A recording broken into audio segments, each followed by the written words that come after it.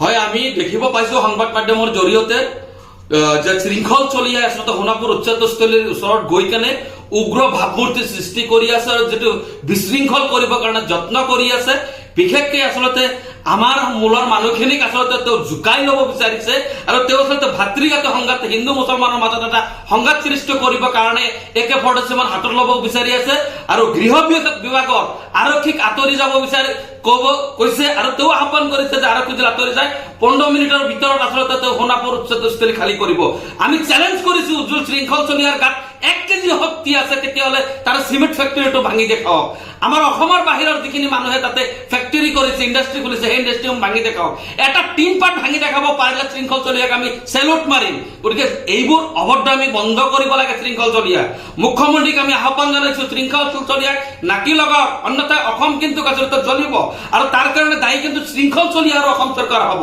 গতিকে আমি মুছলিম ছাত্ৰ সন্থাৰ আপিল কৰিছো যে অসমৰ ভাতৃঘাতী যাতে সংঘাত সৃষ্টি নহয় তাৰ কাৰণে আৰক্ষীসমূহ দৃষ্টি ৰাইজৰ প্ৰতি দৃষ্টি ৰাখক আৰু সৰ্বস্তৰীয় ৰাইজক আমি মুছলিম ছাত্ৰ সন্থাৰ পৰা আহ্বান জনাম যে শৃংখল চলিয়াৰ মতে যিহেতু আমাৰ সংখ্যালঘু সমাজৰ নেতৃত্ব নলয় তেওঁৰ নেতৃত্বত আমাৰ সমাজ নচলে আৰু অসমৰ অসমীয়া শান্ত অসমখন আচলতে শান্তপ্ৰিয় ৰাজ্য।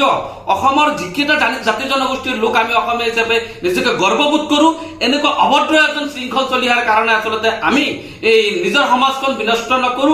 আমাৰ ভাতৃঘাতী সংঘাত যাতে নালাগে তাৰ প্ৰতি আমি সকলো স্তৰৰ ৰাইজক আচলতে আমি আহ্বান জনাম আৰু সোণাপুৰৰ যিখিনি আচলতে অবৈধভাৱে দখল কৰি আছে যিবোৰ ইণ্ডাষ্ট্ৰী আছে এই ইণ্ডাষ্ট্ৰীসমূহ যেতিয়ালৈকে আচলতে তাতে থাকিব তেতিয়ালৈকে কিন্তু ট্ৰাইবেল বেলেন্স ব্লক আচলতে কেতিয়াও সেফটি নাপায়। গতিকে আমি ট্ৰাইবেল ভাইসকলৰ সা সম্পত্তি সুৰক্ষিত হোৱাটো আমি বিচাৰো, কিন্তু আমাৰোতো ভূমিৰ অধিকাৰ আছে, আমাৰোতো নিজৰ সাংবিধানিক অধিকাৰ আছে।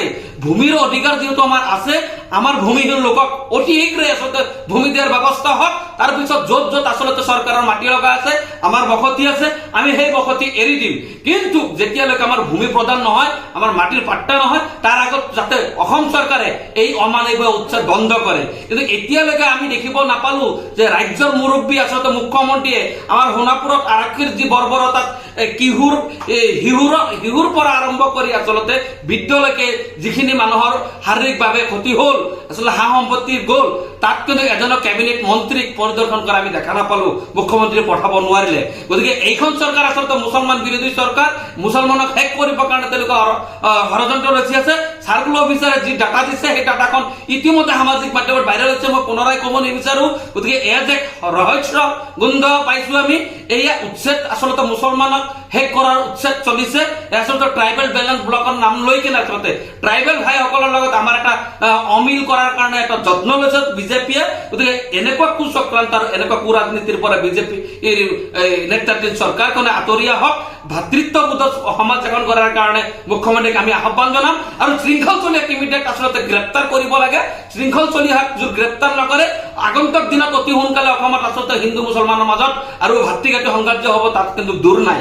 গতিকে ডিজিপি ডাঙৰীয়াক আমি মুছলিম ছাত্ৰ সন্থাই ডিমাণ্ড কৰিছো অতি সোনকালে শৃংখল চলিয়াক গ্ৰেপ্তাৰ কৰক আৰু চৰকাৰে তেওঁক আচলতে মানসিক চিকিৎসা কৰাৰ কাৰণে যত্ন কৰক আৰু ব্যৱস্থা গ্ৰহণ কৰক। অন্যথা আচলতে যদি আমি ব্যৱস্থা গ্ৰহণ কৰিব লাগে শৃংখল চলিয়াৰ চিকিৎসাৰ দায়িত্বটো আমি ল'ম বুলি আমি ঘোষণা কৰিছো। আমি ৰাইজক আপিল কৰিছো যাতে কোনো কাৰণতে আমাৰ ভাতৃঘাতী সংঘাত নহয় তাৰ কাৰণে আমি সকলোৱে আচলতে সজাগ হৈ থাকিব লাগে। আমাৰ শংকৰ আজানৰ যি মিলন ভূমি অসম এই অসমৰ যি ভাতৃত্ববোধ আমি সকলোৱে আচলতে ভাই ভাই হৈ কেনে আমাৰ সমাজখন আগুৱাই নিয়াৰ কাৰণে যত্ন কৰিবৰ কাৰণে আমি মুছলিম ছাত্ৰ সন্থাই আহ্বান জনাইছো। বিশেষকৈ আচলতে ডিজিপিৰ যি ভূমিকা ডিজিপি ডাঙৰীয়াক আমি পুনৰবাৰ দাবী কৰিম যে শৃংখল চলিহাৰ দৰে উগ্ৰ মন্তব্য আগবঢ়োৱা যিসমূহ ব্যক্তি আছে সেইসকলক আচলতে অগণতান্ত্ৰিক মন্তব্য কৰাৰ লগে লগে তেওঁলোকক গ্ৰেপ্তাৰ কৰাৰ ব্যৱস্থা কৰিলে আমি নথৈ আনন্দিত হম।